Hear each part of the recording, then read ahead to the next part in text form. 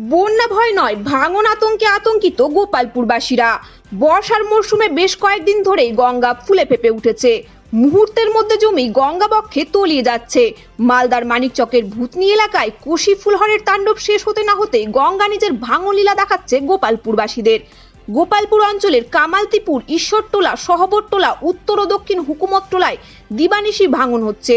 এর মধ্যে কামালতিপুর ভাঙনে বেশি জর্জরিত। কামালতিপুর এলাকা মানিকচক ব্লকের শেষ প্রান্ত। জলস্ফীতি, বন্যার ভয় রয়েছে। কামালতিপুর গ্রাম থেকে প্রায় 100 খানেক মিটার দূরে গঙ্গা নিজের ভাঙন লীলায় মেতে উঠেছেন। স্থানীয়রা রাতে ঘুমোতে পারছেন না। কখন জানি তাদের ঘরবাড়ি নদীবক্ষে চলে যায়, ভয় ভিটেমাটি হারানোর। স্থানীয় বাসিন্দা শেখ নাসির উদ্দিনের বক্তব্য, দিনরাত গঙ্গা ভাঙন হচ্ছে, ভাঙনে আমরা আতঙ্কিত। রাতে দিনে কখনোই ঘুমোতে পারি না। আমাদের সবকিছু নদীগর্ভে বিলীন হয়ে গেছে। এখন বসবাসের ভিটেটুকু রয়েছে। ভাঙনের যা পরিস্থিতি, তাতে মনে হচ্ছে যে কোনো মুহূর্তে বসত বাড়ি ও নদীগর্ভে তলিয়ে যাবে। সরকার আমাদের ব্যবস্থা করুক। মানিকচক পঞ্চায়েত সমিতির শিক্ষা কর্মাধ্যক্ষ শেখ শাকির উদ্দিনের বক্তব্য, গোপালপুরে ব্যাপক ভাঙন হচ্ছে, সকলে আতঙ্কিত। গত মাসের 20 তারিখ প্রশাসনের সঙ্গে আমার একটি বৈঠক হয়েছিল। তাতে আগামী বছর বালুটলা এলাকায় যে ধরনের গঙ্গা ভাঙনের কাজ হয়েছে, সেই ধরনের কাজ কামালতিপুর পর্যন্ত করা হবে। আমাদের রাজ্য সরকার গঙ্গা ভাঙনের জন্য পদক্ষেপ নিলেও কেন্দ্র সরকার কিছুই করছে না। তবে আমি প্রশাসনকে অনুরোধ করব, বর্তমান পরিস্থিতিতে ভাঙন কবলিতদের পাশে দাঁড়ালে খুব ভালো হয়।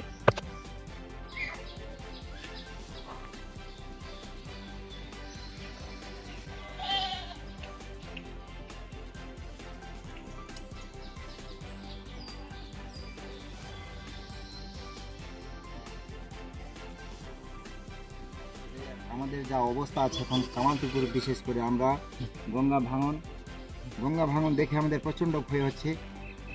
রাত আমাদের ঘুম আসে না, দিনেও ঘুম আসে না। আমরা সবসময় আতঙ্কিত, কখন আমাদের না গঙ্গাগর্ভে বিলীন হয়ে যেতে হবে। আমাদের বাবা কাকাদের প্রায় 100 বিঘা জমি ছিল, সম্পূর্ণ গঙ্গাগর্ভে বিলীন হয়ে গেছে। শুধু স্থাবর এখন নিয়ে আমরা বসবাস করছি। এটাও চলে যাওয়ার সম্ভাবনা আছে মুহূর্তে, একদম কোনো ঠিক নেই যে কখন চলে যাবে। জল বাড়ছে, প্রচুর হারে জল বাড়ছে এবং ভাঙনও প্রচুর হচ্ছে। সরকার থেকে কোনো রকম যেন মদত পাই, আমরা এটা আশা করছি।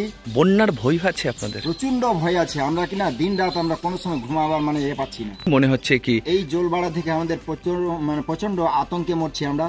কখন হু হু করে জল বাড়বে, আমাদের কিনা যা আছে কিনা সবই গঙ্গাগর্ভে বিলীন হয়ে যাবে, এটাই আমাদের ভয়। তাহলে ভয় কি বন্যা থেকে ভয় না ভাঙন থেকে ভয়? ভাঙন থেকে ভয়। বন্যা থেকে আমাদের ভয় লাগছে না, ভাঙন থেকে ভয়। এইটা থেকে সরকার যদি কোনো রকম আমাদেরকে মদত করে আমরা খুব উপকৃত হব।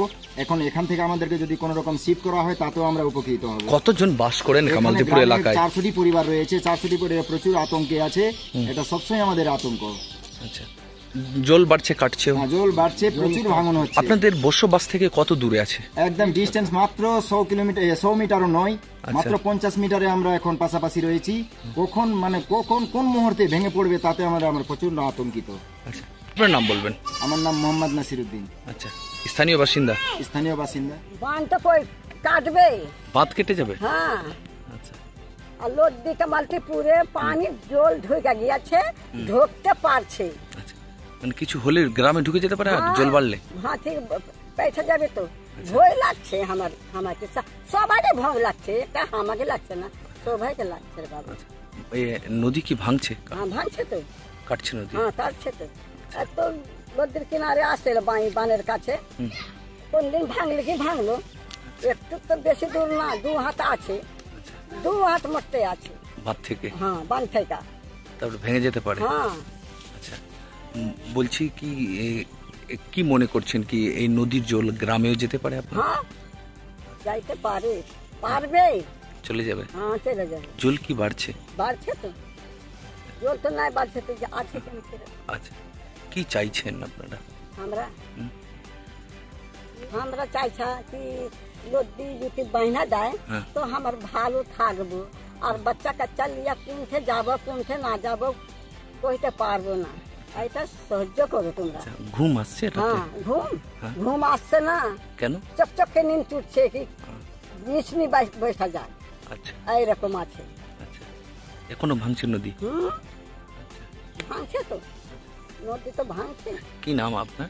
আমার জায়দা বেবা। জায়দা বেবা।